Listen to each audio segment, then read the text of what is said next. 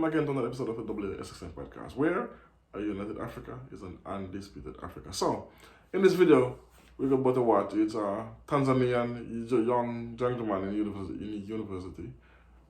He got an award for transforming waste plastic into fuel for cooking and to also run a generator to power a home. But watch this video and then we talk about it. Boom.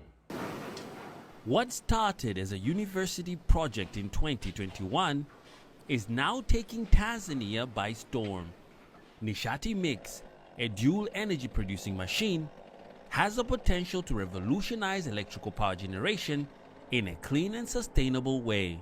Its founder, Letus Felix, won a National University Prize earlier this year and was recognized by Tanzania's Prime Minister.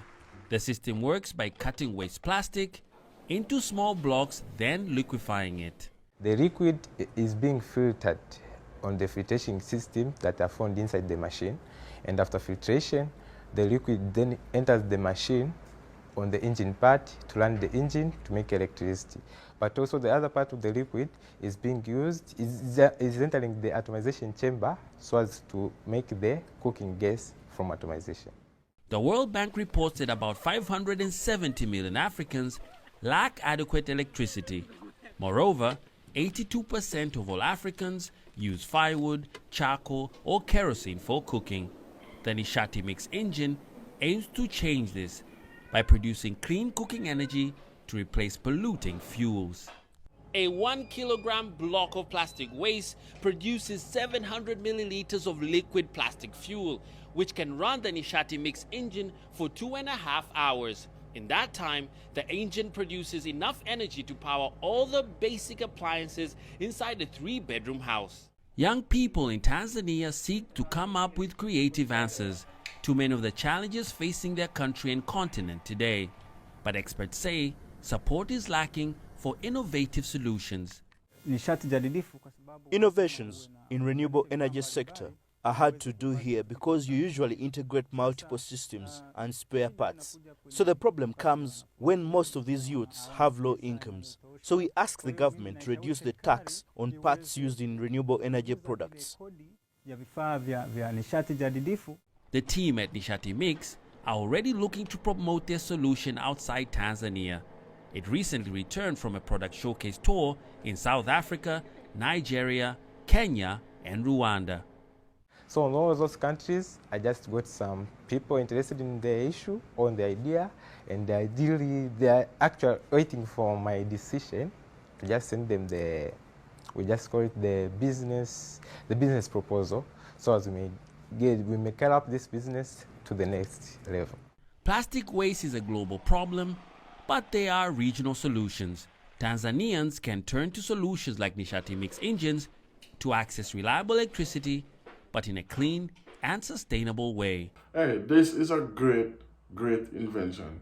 And I love to see stuff like this, and I like the fact that they already have other African countries interested in this process, which is, as I said, is Kenya, Rwanda, Nigeria, and so on. But this is not the first one I've seen, actually, from the continent. We have our next gentleman from Kenya. His name is James I can't remember his last name, but he's an engineer too, and he's transforming waste plastic into fuel that can actually power a car and also power like grass cutters, chainsaws, and stuff like that, and even bikes. But take a quick look at this video again, and before we go further. Boom. Plastic is a waste that has not been fully leveraged, if I might say that. One, the amount of plastic being recycled, it's very minimal. I think less than 10%. So once the waste has been collected, it needs to be shredded. So shredding meaning cutting into small pieces.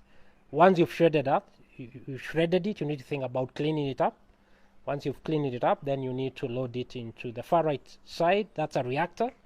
You load it, you close it up. You have to ensure there is no oxygen, and then you heat it up.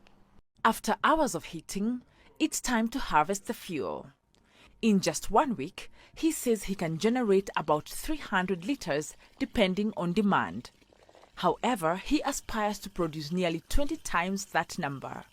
For now, he's making do with supplying his neighbors who are lapping it up.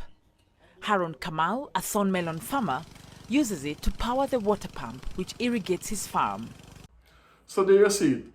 I'm just showing a little snippet. I'll put the link in the description for the full video. So yes, so you see, we have great minds on the continent, young and old, because this is what I like to see and I want more of. Also, other African countries to see these opportunities to cut down on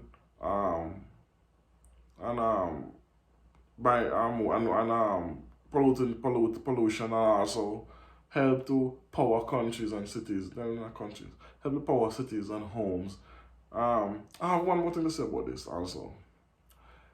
I said they are pushing this Green Deal on African countries. Mind you, these said countries still have coal-powered plants running their country, and they are stopping and sanctioning African countries for doing the same, using the same coal-powered plant. For instance, South Africa, they stop South Africa doing it. But yet, Germany, America, France, Italy, other countries still are using coal-powered plants to produce electricity.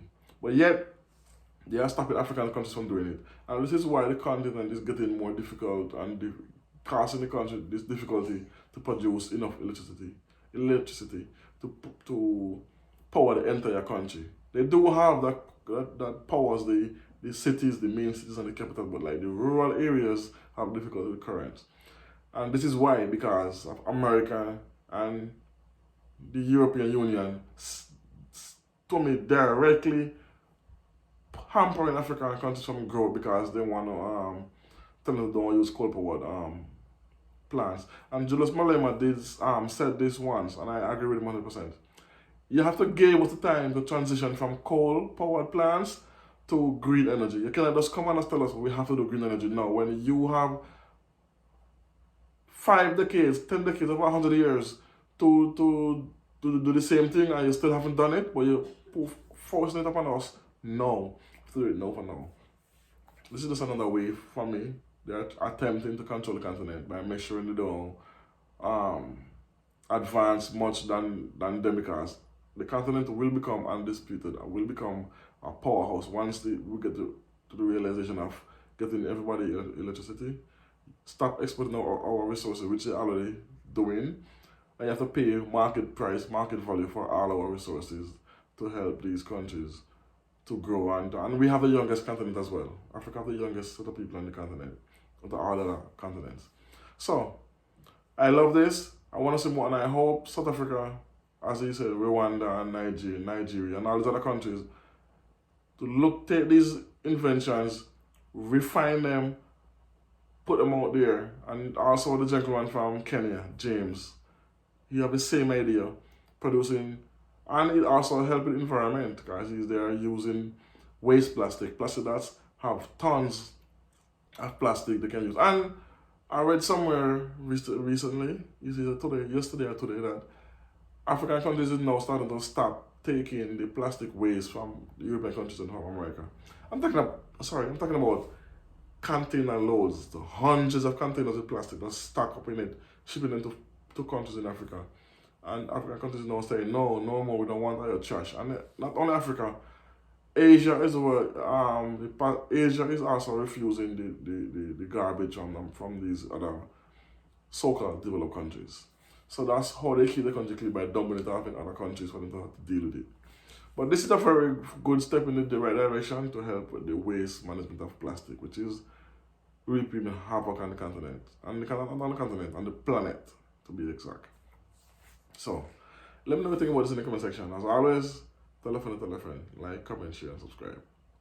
Boom.